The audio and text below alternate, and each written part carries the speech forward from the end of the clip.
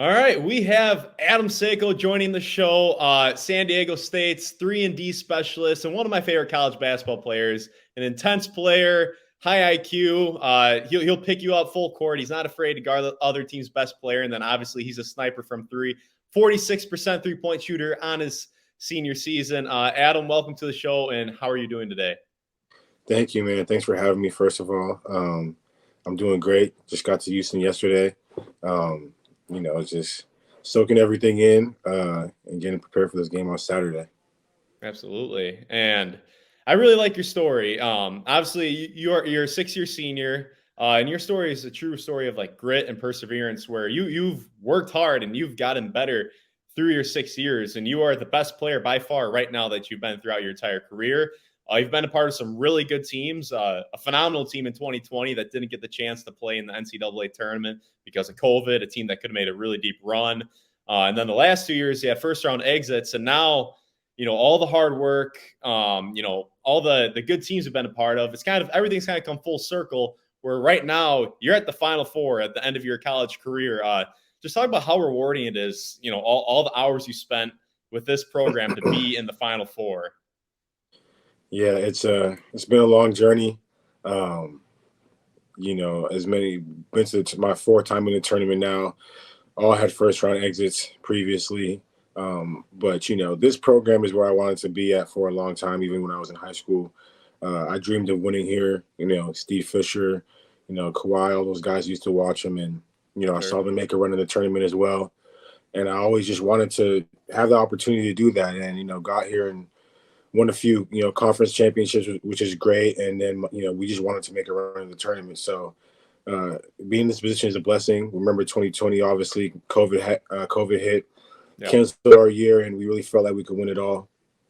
Some special guys on that team, and so we're motivated by them as well, doing this for them. I talk to those guys, often, and but it's just exciting, the journey we've been on, and especially this team this year and the growth that we've made. Absolutely, and your loyalty to the program through your 6 years is in today's day and age of college basketball. The transfer portal is so readily available, and there would have been a lot of suitors for your services, and maybe some places where you could have got more shots up per game. What about San Diego State and the culture made you so loyal and buy in completely? It's just being, a guy who wants to win. All I wanted to do was win, when I played basketball. And, in high school, I was on a very good team as well. Won a lot there, and, I got good looks from a lot of colleges, but San Diego State just had a winning culture. And so I got there, I was able to play right away because, I was able to defend at a high level. But, just being here, it means the world. I love it. I think Dutch, this is me and Dutch is 6 years together since I got here. Yeah. It's so surreal. Like right now, I'm a little bit speechless just because of everything going on, but it's just great.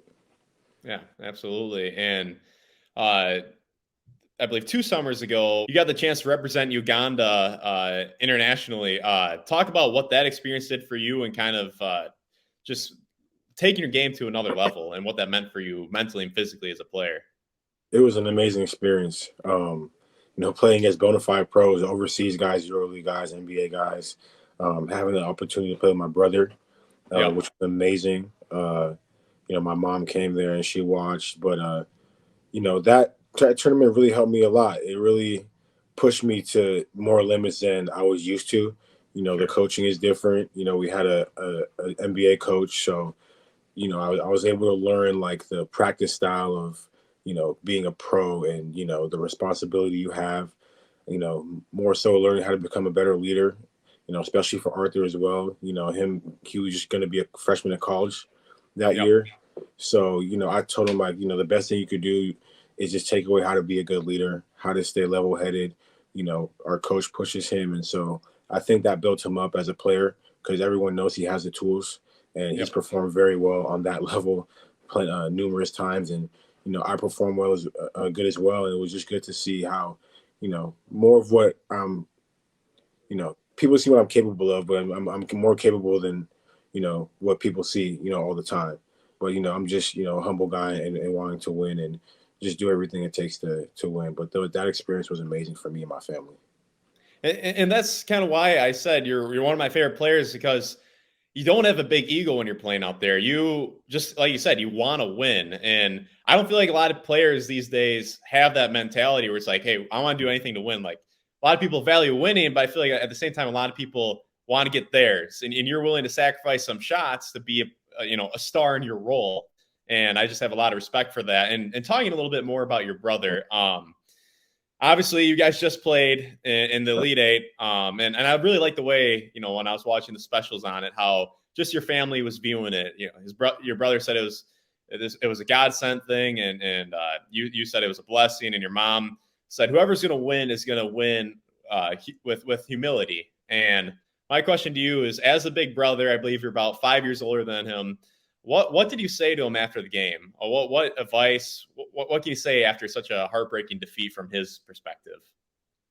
Yeah, I mean, we gave each other a hug in the handshake line. I said, "Keep your head up. I love you." You know what I'm saying? He played great, but then after the game, like the next few following days, he was really sad, but he kind of got better because at least he lost to me and my team. Sure. Like he said, he would felt more heartbreaking to someone else, but he's happy to see me, be here. But I just told him keep his head up. He's a great player. He's someone who has the tools to play in the league. So I think he has a decision to make. After season, as far as wanting to test the waters and stuff. But Sure. um, he's a really good player. They had a great season. He had a great season. So we'll see what he does from here on out. And then just talking about the Alabama game really quick. I look at them as probably the most talented team in the country, but when crunch time hit, I saw one of the most talented teams in the country, a younger team versus a team that's totally together, playing for one another. You guys were poised, and it seemed like they were rattled under pressure. But just talk about, what did that win against Alabama, who I think is the most talented team in the country, what does that do for your confidence, heading into the Elite Eight, heading into the Final Four? Yeah, I mean that game did a lot for our confidence. Once we got back home from Orlando, we got straight to prepping for them, and we felt after watching their film and watching all the details about their team. Shout out to our coaches who do a very, very good job at scouting. Feel like we're one of the best scouting teams in the country. Sure. But we felt confident going to that game. We felt like we were truly better than them. They're a good team. They play fast. They rebound.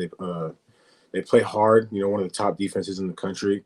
But they kind of played into our nature a little bit because they like to go one-on-one a lot. So we were able to stay in our gaps and just make them see bodies and kind of tire them out as far as getting up and pressing the whole game. So it just feels good to get that win. We were everybody was counting us out, like I've been saying, but the guys played hard. We pulled out at the end. Got down in the second half, pulled through, and that's just a testament to how hard we play and that we just never give up. Exactly. I believe they got up 9 with 11 minutes and 30 seconds left, and you guys were back up less than 3 minutes later, off from 3 from you. Uh, but yeah, like you said, a lot of people have been counting you out. I feel like probably the majority of people had you guys as that trendy 12-5 upset with Charleston. Does the fact that so many people doubted you guys make this run a little extra sweeter? Yeah, they've doubted us. I think every game in the tournament, honestly. Yeah. Charleston, Furman, Alabama, of course, and even Creighton after we beat Alabama and we were higher seed. But it is what it is. All season it's been like that. In the Mountain West has been like that. We win the title. They call other teams the hottest team in the Mountain West. So we're used to hearing this stuff, and it just motivates us. Every guy plays with a chip on their shoulder. But we're not so focused on. We do want to prove people wrong. Because we saw stuff today, even people saying that we're lucky to be here in the Final Four in articles, and it's just like I guess we're not gonna get our respect until we win it all at this point. So it's just motivating. Yeah, and with all the motivation you guys have, are there any slogans or models that you guys as a team have adapted? Yeah, we keep it simple. One word is connectedness. Uh, Connectedness has been one of our mantras the whole year. Sure. We're some real ass dudes.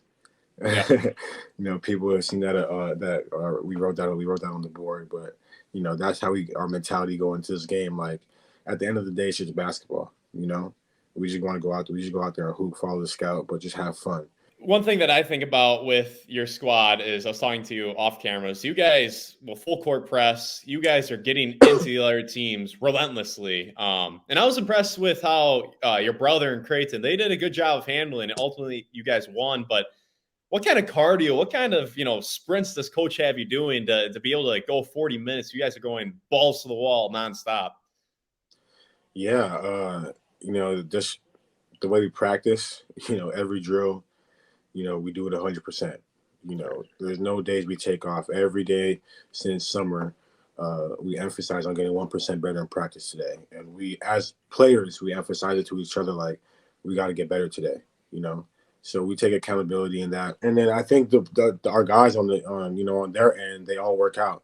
All our guys are in the gym like every day, 24/7, 2 times a day. Without coaching, coaches having to train them. The guys just like being in the gym. We have a great trainer in Justin who keeps our bodies right. After a game we'll lift, do post game lifts, just he'll keep us, our bodies right and just on the right track.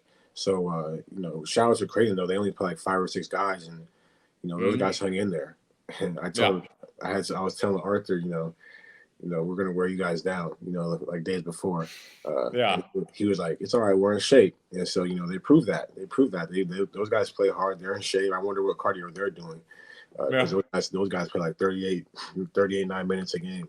But we just have we're deep as well, so we're able to sub in and out. Uh, Sure. um, but yeah, we're just in shape, and this is a point in the season where you got to be in shape for sure. Okay. And then obviously, without giving away any of the game plan, what are your general thoughts about Florida Atlantic? Yeah, they're a good team. They have really good guards. They play fast in transition, so we're definitely going to have to find their shooters in transition. Uh, you know, they switch a lot of stuff. They have a pretty good big man, at the rim who makes plays and makes their team better. But they're guard heavy, so we're just going to have to, you know, uh, go inside. If I'm going to say a little game plan, they're definitely smaller than us, so we're going to have to go inside and just stop them in transition and guard our yard and just play as hard as we can, play harder than them.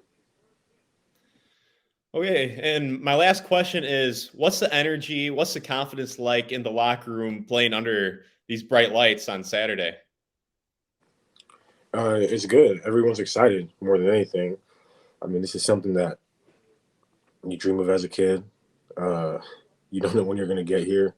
That we're going to get here a few years ago, and that kind of just motivated us to try and get here to this point. So there's guys on the team who have been vocal leaders, with our veterans who've been in this position, not in this position, but on that team a while ago, and been to a few NCAA tournaments. But everyone's just excited to play. We're all, you know, at this point, we're ready to play already. So it's going to be a good game. We're blessed to be here, and both teams are going to play hard, and may the best man win.